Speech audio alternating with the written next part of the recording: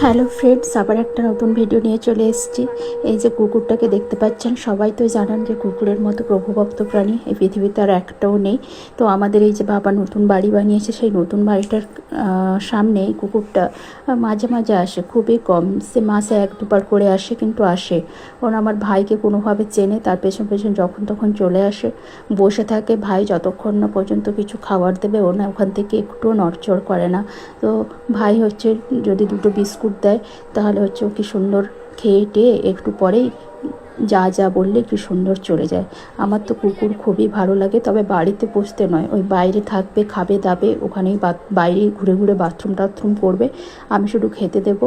আর ওইটাই আমার বেশি ভালো লাগে। বাড়িতে নিয়ে পোষা আমার ওটা মানে বাড়ির মধ্যে ঢুকিয়ে যেটা করে যারা পোষে, তারা ওই রকম করেই যারা পোষে, তা সেই রকম আমার ভালো লাগে না, আমার এরকমই ভালো লাগে। Thank you.